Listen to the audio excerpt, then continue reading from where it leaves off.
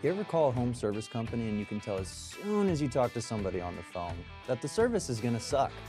That's because of tone. And today, we're gonna talk about good tone and bad tone.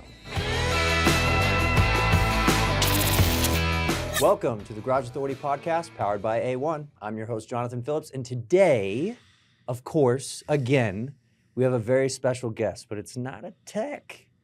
It's not a tech, it's not a homeowner. We brought on Manny, the one and only, and he works in our call center because I want clients to know everything that goes into the call center, because it's not just when the technician gets there, it's the entire experience, from the website, from you clicking on Google, and that first phone call, that first interaction. That's why we wanted to bring Manny on today. But brother, how's it going? It's going absolutely great. I appreciate you. Yeah, the call center is, I was just having a conversation yesterday. It's the top of the funnel. Like, there's nothing that happens at A1 Garage Door Service that doesn't touch the call center in some way, shape, or form. Yeah, it's the first touch. And I kind of want to give people a background on you. Like, how do we get you? Because maybe people don't understand, but since the first day I met you, it's been handshakes, hugs. You make me feel warm and fuzzy inside, respectfully, to both of our wives. But Yes. how does someone like you come to be, and how have you become? Because the call center and the culture, and I would dare to say, whenever I listen to phone calls, the customer satisfaction's gone through the roof as far as the experience. So how do we get you where you are now, and how'd you get here? Yeah. Thanks for that. Yeah. We take a lot of pride in culture creation, and that was really my first step, and I'll get to your answer, but I think it's important to acknowledge what you just said. The culture in the call center, it has to be collaborative. We've got to feel like we actually are. It translates. So if we're cared for in the call center, and we actually care about our people, then that translates to our customer interactions. Right. But I have a pretty long and extensive timeline. We got time here. Let's go. But as it relates to the call center world, I'm a call center guy. Been in call centers for 2 decades. I cut my teeth many years ago at AT&T. Moved into leadership, and then I left the call center world for quite a while, and then I came back into the workforce, quote unquote, and I went back to what I knew, and I knew call centers, and I started with Ring Video Doorbell. They were just a startup back in 2015 when I started. A few years later, they were acquired by Amazon, and that's what brought me to Arizona. Okay. And I was with them until 22. Then I went to Consumer Cellular. I was there for a couple years, again, in a management position in the call center. And then I got an opportunity here. And I've been here just over a year. I hit a year December 2nd. Yeah. Congratulations. Yeah, interviewed with everyone. Felt like forever to hire me. I mean, yeah, especially that when we're talking about, you said it, culture. Yes. You know what I mean? They got to hire the right guy to do it, and boy, did they knock it out of the park with this one. Well, much appreciated, and I feel like that, and that was communicated to me. Like, we want to make sure this position is critical to the success of the enterprise. Yeah. So, interviewed with everybody, and and then interviewed again, and then interviewed some more, and then I finally got the offer, and it was huge. And I think what stands out the most to me there is I work with a great team. My leader in particular, Dustin Sims. Love that guy. He gives me, who doesn't? I mean, he gives me an opportunity to be my authentic self. And he knew, a lot of times you use these words like culture creation and, you want to be a transformational leader and you hear all these buzzwords, but we actually do it. And he gives me the freedom to do that. And I think that that's why we're seeing the success in the call center that we're seeing today, because we started at the foundation with, let's build the culture, let's build trust amongst the team members, and it's contagious. Yeah. Yeah. I want to know, you said cellular background. Now you're in the home service space, right? Yes. What would you say is the biggest differences as far as the client interaction compared to, your previous call center experience and the way that we need to approach clients now, or what the clients experience, like the differences? There is a marked difference. That's a great question, because it's pretty different from what I have experienced before. All of my other roles were they were support. They were technical support. So Right. we troubleshoot, solve customer problems. And while we do have a customer care department that is one of the floors, as we call them in the call center, primarily what we do here is we book jobs, we book those opportunities, and I think that's the biggest difference. Is there's this art of listening and making Ooh. sure, um, and it really boils down to making sure that you understand the customer's need, Mhm. so that you can give them options. And obviously, front and center is we've got to get to your home, and that way we can assess and evaluate your needs better. Mhm. But that first interaction, that top of the funnel experience, is that relatability is crucial Yeah. to understand the needs of the customer. That's the real difference. Is we need to get you on the books. Mhm. Let's assess your needs. Let's ask you the right questions. Let's be very attentive to those needs, and then let's make sure that we're showing value Right. in our trained technicians, Right. highly skilled, that Mhm. get out there, and they're the ones that are going to get behind your door, and they're going to be able to take care of you. But it starts with us.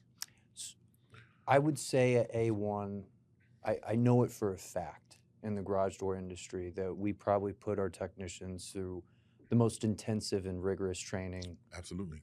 I would dare to almost say in the entire home service space. Like it's very, uh, not to steal valor or anything, but when it comes to garage doors, it's almost like a BUDS, like a SEALs training Mhm. for garage door technicians.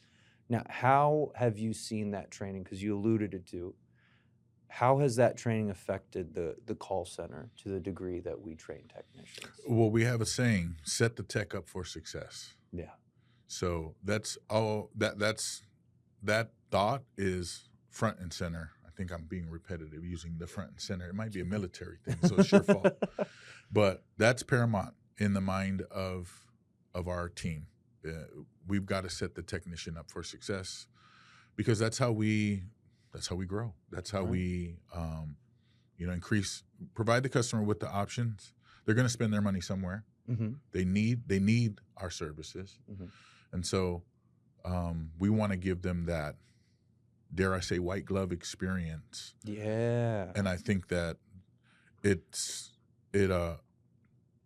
causation there. Like what we do essentially causes an experience for the customer where they know what to expect when they get there, and then the technicians are so well trained that when they get there, it just takes that experience to the next level. Right. So it's complementary in that way, like they go hand in hand.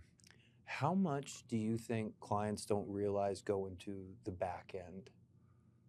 Zero. You know what I mean? Because there's parts of it, and I think there's the rest of this conversation. I want clients to understand how much effort you and this company put in. Because if I don't know about business, if I don't know about companies, it's just kind of called someone up, I booked a call, Yeah. they came out. There's a lot more that goes into it. So I want Yes. clients to understand that. And I also want to get into Gina.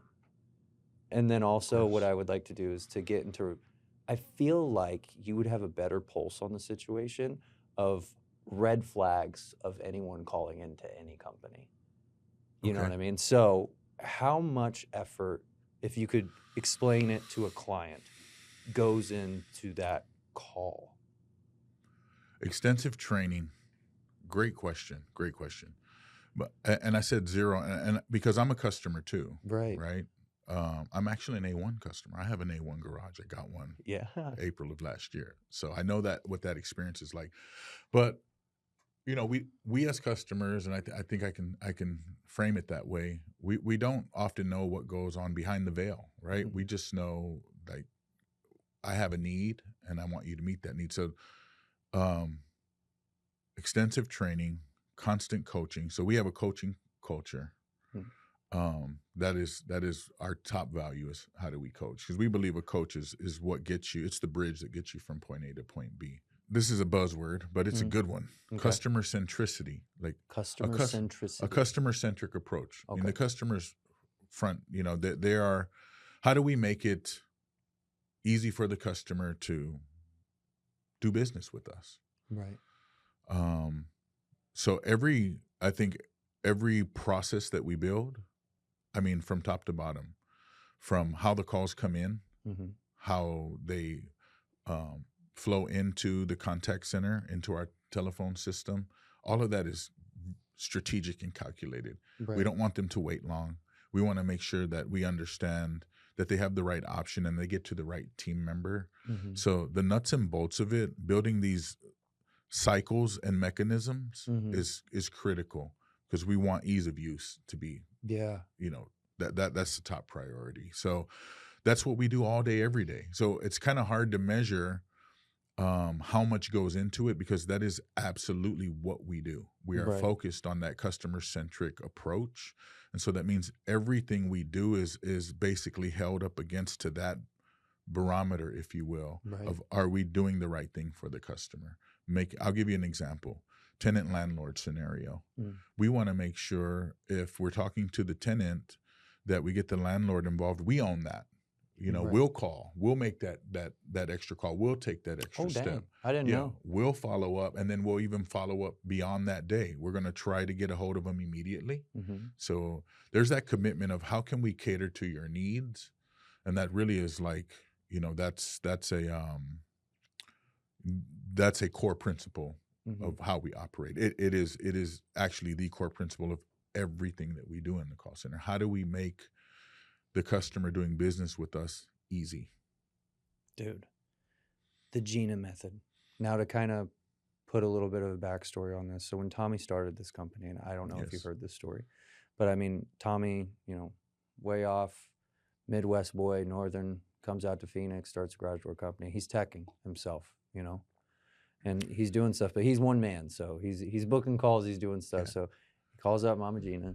Yeah. He says, "Hey, I need you to come out here. I need some Right. help." And then, Gina was the first call center Yes. for A1, and she did such an incredible job that she's almost a verb, Yes. from what I understand, That's in right. the call center. That's So correct. can you explain that Gina Method? Because to me, from the outside looking in, with the stories that people say about it, it's bringing in that motherly, like, all-American apple pie, like, experience.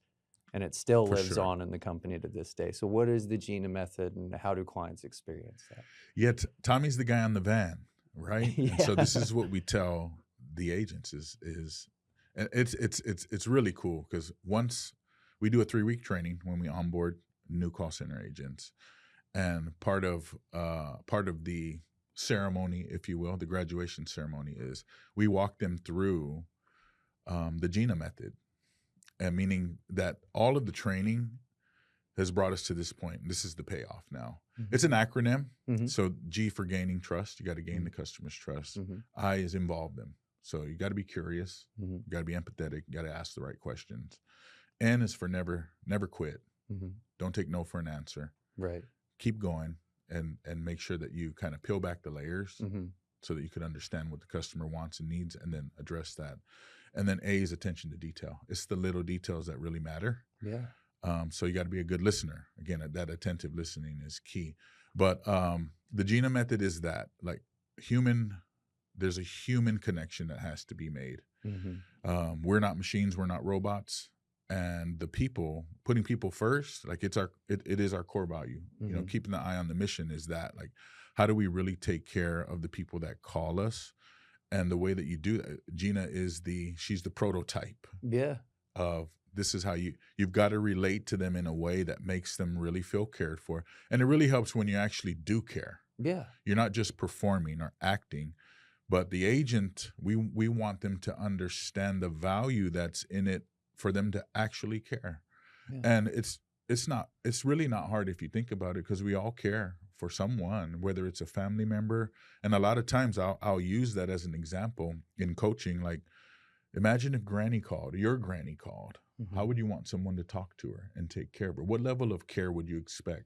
You'd want them to be nice, attentive, caring. We have mirrors in the call center that we put on our desk that says smile. You could hear it in your voice. Yeah. And so it's important. And you can tell the tone is critical. But the Gina Method is that it's relating to the people that call us in a way that shows them that we care. And then again, that just carries over to now the tech experience. So it's the Gina to Tommy connection. Yeah. The call center's Gina, all of our techs are Tommy, and they're the prototypes for what we do every day. Man. Now, I would be wrong to say that every system is absolutely perfect. You know what I mean? Sure. Or even every job is perfect in this case. What do you think is the biggest challenge for a CSR at this company? Being prepared for the nuance. And we're constantly changing. One thing about a business that's customer-centric is innovation. Mm-hmm. How do we invent and simplify? So when we build a process, is it, we have to ask ourselves, why are we doing it? What's the why behind it? And 99.9% of the time it's going to be, how do we make the customer experience better? So I think adapting to the nuance, knowing that you got to understand that in this market, there may be a little bit of variation from the way we do it in another market. If you're dealing with multiple brands, if you're dealing with capacity, and there's just certain ways that you book job types. Some are booked differently. There's a lot of variation, and nuance it's a cliche in the call center. It's like, oh, there's a lot of nuance there. Back to the tenant landlord scenario. Like, there's a lot of nuance. Is it the landlord calling? Is it the tenant calling? Do they have an agreement? Are they going to take it out of the rent? Like, so you gotta have to be very, very. This is a good word. You have to be agile. Yes.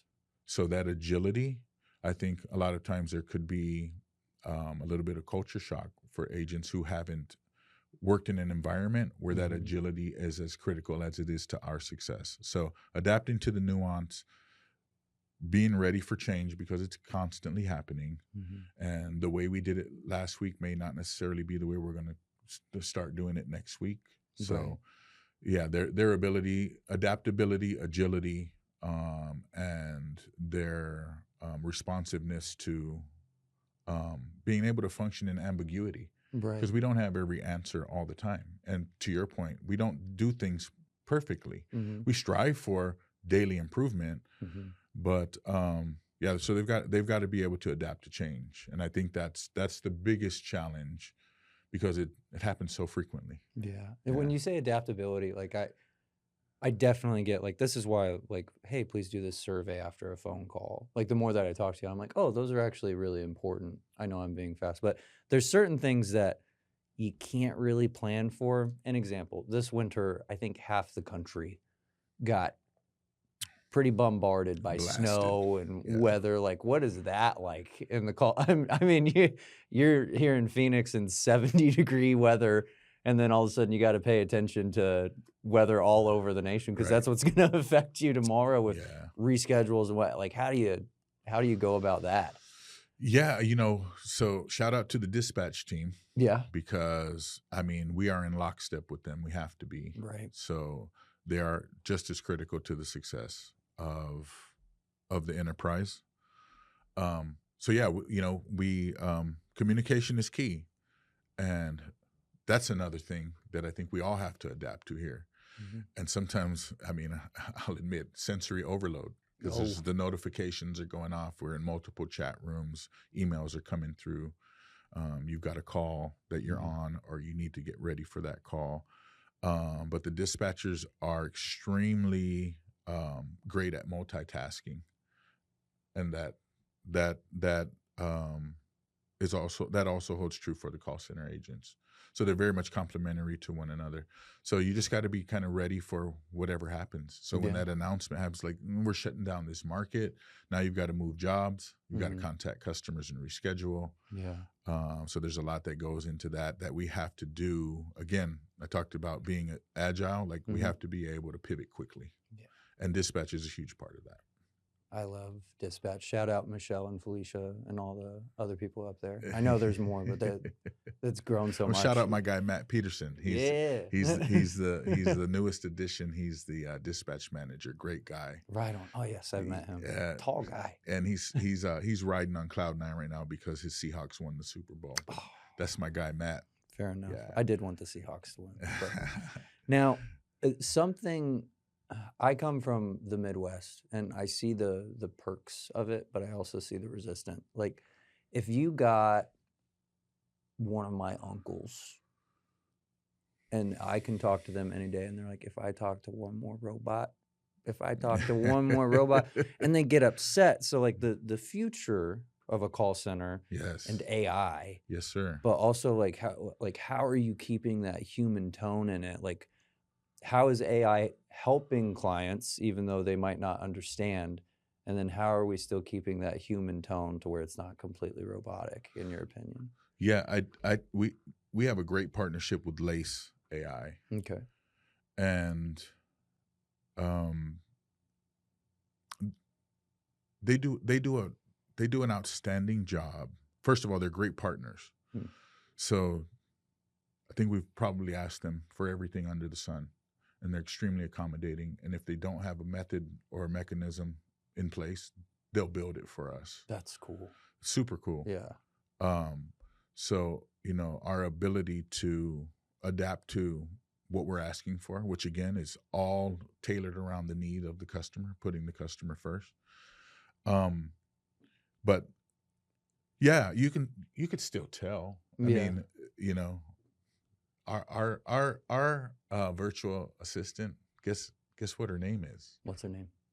Gina. So if you call and, right now our human agents are the front line, but we take a lot of volume. So if there's overflow, Gina will take it. Right. And she'll fool you enough when you first call. You may not realize you're talking to an AI assistant, but there's still, it's not perfect. It's not a perfect science. I think it's still very much in its evolutionary stages.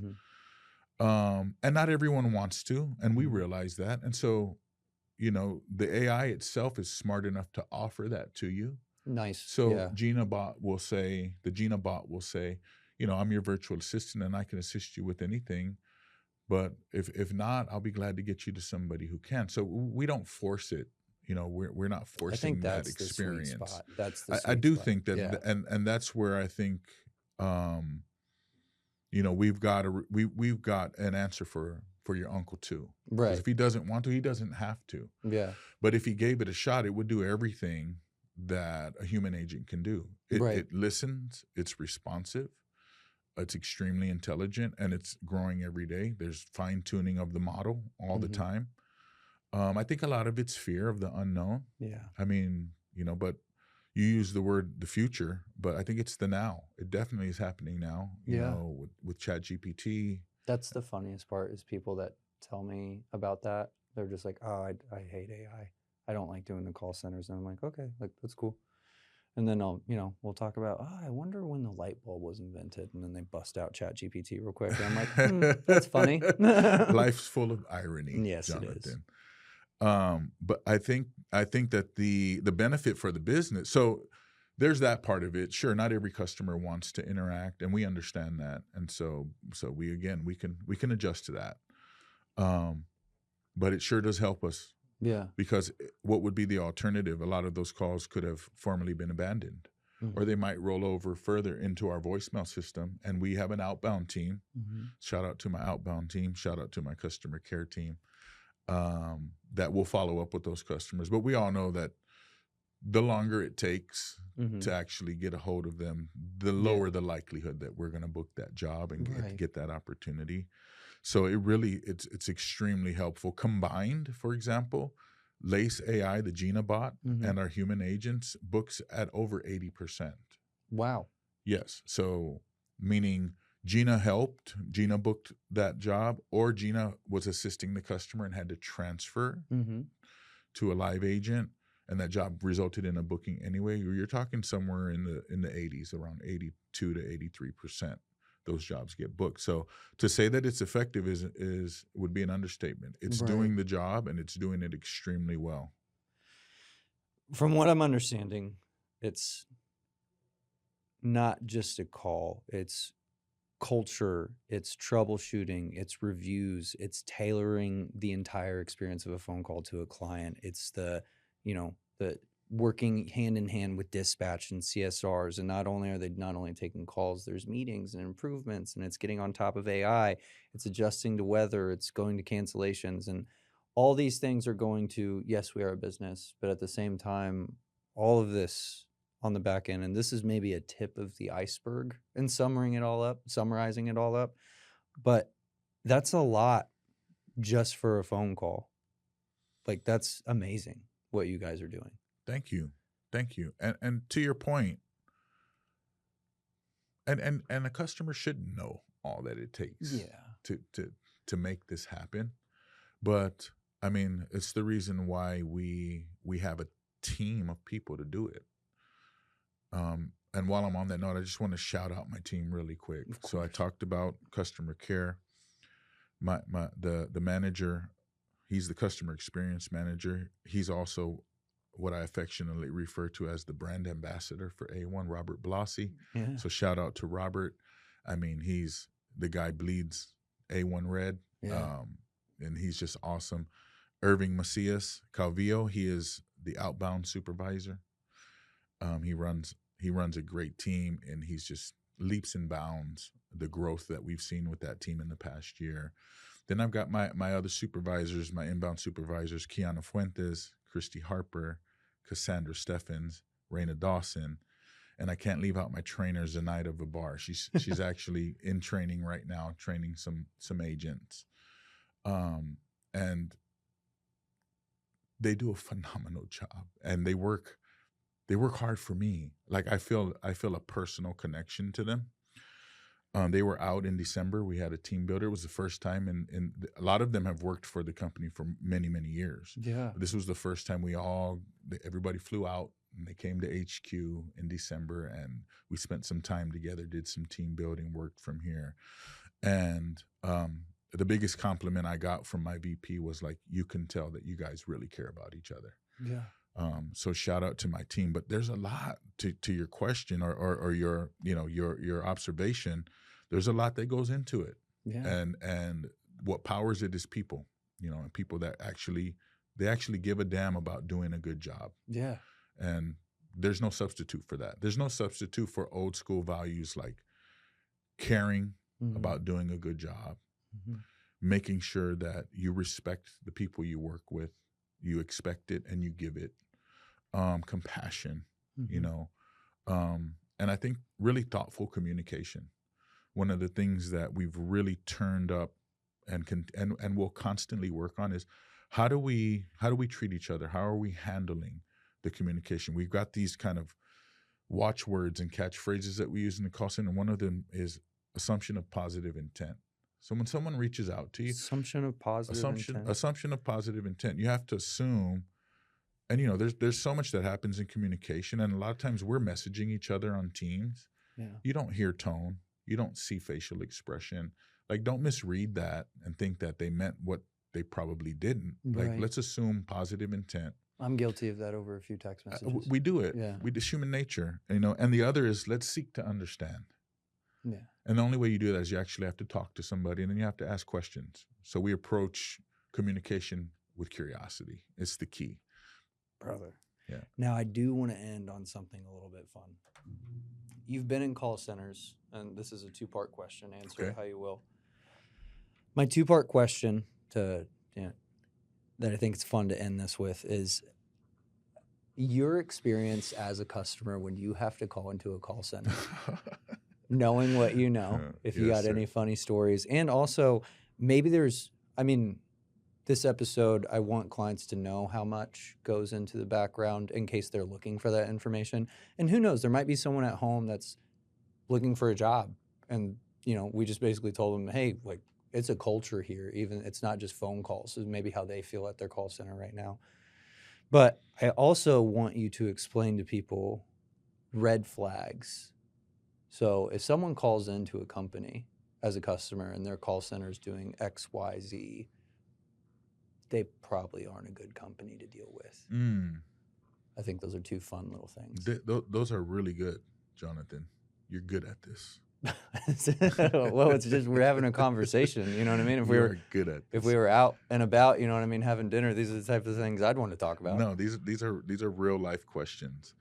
So my experience as a customer, that's got to be crazy. I mean, I have very high expectations. Yeah.